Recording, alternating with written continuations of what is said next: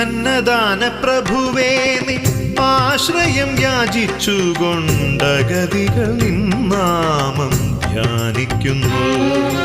അത്താഴ പട്ടിണിക്കാർ തിരുവയ്ക്കത്തെത്തുമ്പോൾ ഒരു പിടി അന്നം നൽകും ഭഗവാനേ.